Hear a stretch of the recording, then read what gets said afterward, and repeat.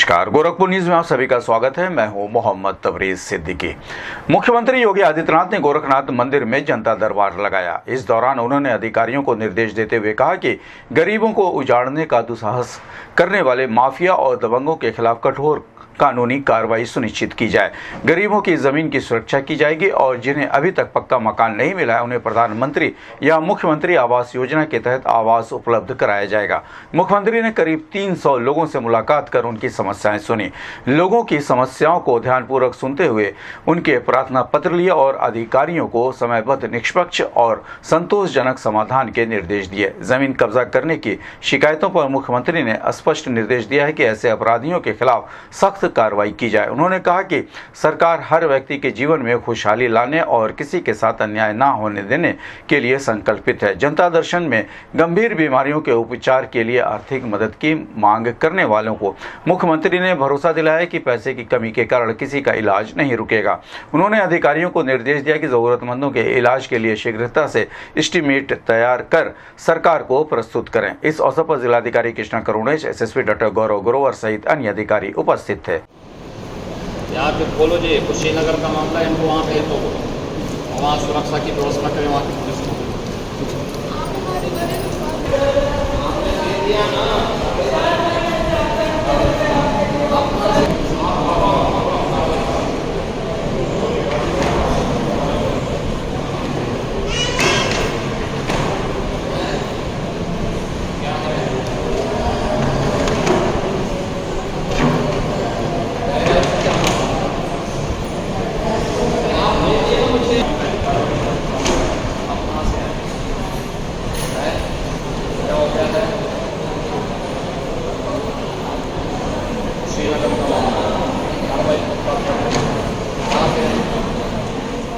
संत कबीर नगर के पूर्व सांसद इंजीनियर प्रवीण निषाद को निषाद पार्टी का राष्ट्रीय संयोजक नियुक्त किए जाने पर एनेक्सी भवन के सभागार में एक भव्य सम्मान समारोह का आयोजन किया गया।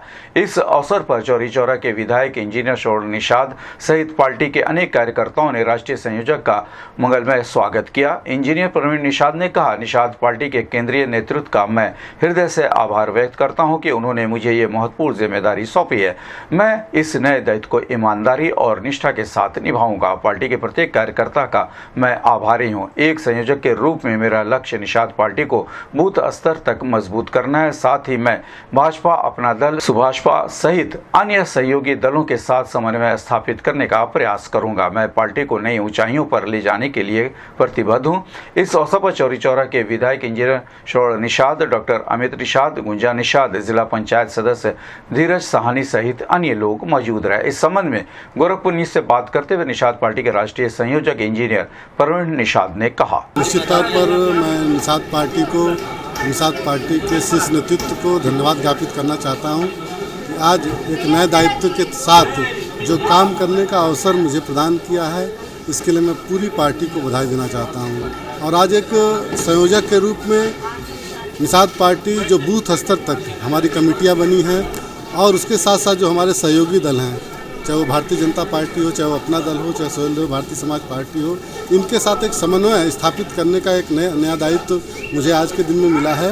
इस नए दायित्व के साथ मैं पूरी तरीके से निष्ठापूर्वक उस दायित्व को निर्वहन करने का मैं काम करूंगा और इस पार्टी को नई ऊंचाइयों पर एक नए आयाम स्थापित करने का हम लोग काम करेंगे। निषाद पार्टी के राष्ट्रीय संयोजक इंजीनियर प्रवीण निषाद ने प्रदेश में होने वाले उपचुनावों पर कहा कि प्रदेश में 10 सीटों पर उपचुनाव होने जा रहा है। हमारा उद्देश्य है कि भाजपा और निषाद पार्टी की सीटों को जीतने के लिए पूरी कोशिश की जाएगी। इस बार हम पूरे लक्ष्य के साथ आगे बढ़ रहे हैं और भाजपा, अपना दल, सुभाषपा, आरएलडी के साथ मिलकर सभी सीटों पर जीत हासिल करेंगे। उन्होंने बताया कि राष्ट्रीय अध्यक्ष के साथ बैठक में ये तय हुआ है कि निषाद पार्टी की 2 सीटें हमारे पास रहेंगी, जबकि बाकी सीटें भाजपा के पास जाएंगे। हमारे पास मझवा और कटहरी की 2 सीटें हैं, जिन्हें हमने 2022 में भी जीता था। इस संबंध में गोरखपुर न्यूज से बात करते हुए निषाद पार्टी के राष्ट्रीय संयोजक इंजीनियर प्रवीण निषाद ने कहा, चुनाव जो होने वाले हैं उसमें जो निषाद पार्टी की सीटें रहेंगी उस पर कैसे हम लोग समन्वय स्थापित करेंगे और जो भारतीय जनता पार्टी सीटें रहेंगी, जो आरएलडी की सीटें रहेंगी,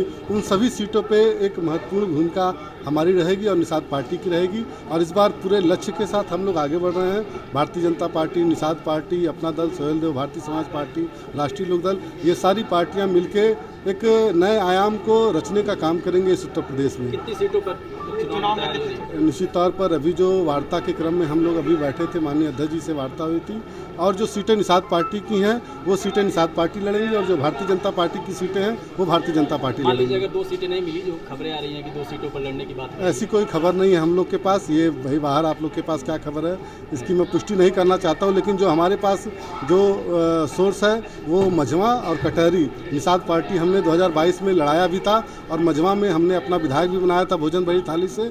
पुनः हम लोग मझवा और कटहरी लड़ने का काम करेंगे और उस पर जीत सुनिश्चित कराने का काम करेंगे। 69,000 शिक्षक भर्ती को लेकर जब बातें सामने आई तो निषाद पार्टी का एक अप्रोच आया। जनपद में मंगलवार को बारिश हुई। इस संबंध में जिला आपदा विशेषज्ञ गौतम गुप्ता ने बताया कि गोरखपुर के येलो जोन में रखा गया है, इसलिए संभावना है कि मौसम इसी प्रकार बना रहेगा। कुछ स्थानों पर तेज हवाएं चल सकती हैं और कहीं बारिश हो सकती है। इसके अलावा बीच बीच में धूप निकलने की भी संभावना है।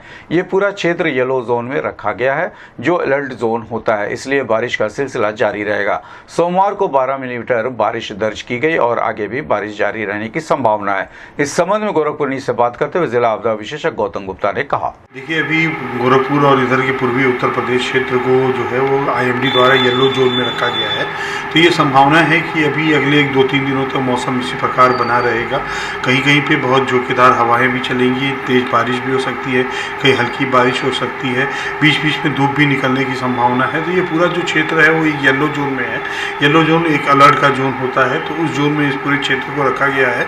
कुछ पैचेस जगहों पर हैं वो ऑरेंज के भी बन रहे हैं, लेकिन अभी फिलहाल ऐसी कोई सिचुएशन गोरखपुर क्षेत्र के लिए नहीं है। लेकिन अभी यह है कि गोरखपुर येलो जोन में है, तो इसलिए रुक रुक के बारिश होती रहेगी। अभी आज सवेरे जो तहसीलों से रिपोर्ट प्राप्त हुई है, तो सभी तहसीलों में मतलब गोला क्षेत्र को छोड़ करके सभी तहसीलों में बारिश हुई है। कहीं भी कुछ ज़्यादा कहीं कम हुआ है। अर्बन क्षेत्र में भी जो बारिश का जो मापन हुआ वो 12 मिलीमीटर का रेनफॉल यहाँ पर बड़घाट साइड में, और इधर इंजीनियरिंग कॉलेज साइड की अगर हम बात करें तो 4 मिलीमीटर रेनफॉल का हुआ है। तो इस तरीके से देखा जाए तो मिक्स टाइप की वर्षा हुई। जनपद में बाढ़ प्रभावित क्षेत्रों में प्रशासन द्वारा राहत सामग्री का वितरण किया जा रहा है। इस संबंध में जिला आपदा विशेषज्ञ गौतम गुप्ता ने बताया कि जनपद के गोला क्षेत्र में बाढ़ की स्थिति थी, लेकिन अब वहां से पानी निकल गया है।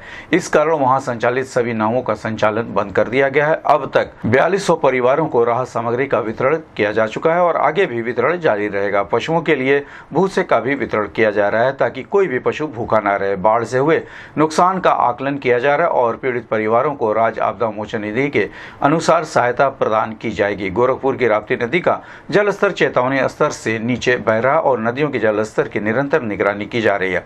इस समय जनपद में बाढ़ की स्थिति नहीं है। लोगों में राहत सामग्री किट का वितरण किया जा रहा है। इस संबंध में गोरखपुर न्यूज़ से बात करते हुए जिला आपदा विशेषज्ञ गौतम गुप्ता ने कहा, देखिए अभी गोला क्षेत्र में बाढ़ की स्थिति थी, लेकिन अब पानी रिसीड कर गया है, गांव से पानी हट गया है। तो जो नाव वहां पे संचालित हो रहे थे वो सभी नाव भी इस समय बंद कर दिए गए हैं। रिलीफ डिस्ट्रीब्यूशन का काम वहां पर चल रहा है। नियर अबाउट हम लोगों ने 4200 परिवारों को राहत खाद्यान्न सामग्री किट वहां पर उपलब्ध करा दिया गया है। कुछ और जो हैं उनको भी राहत खाद्यान्न सामग्री किट वहाँ पर मिल जाएगा। DDT किट का भी वितरण लगातार वहाँ पर किया जा रहा है।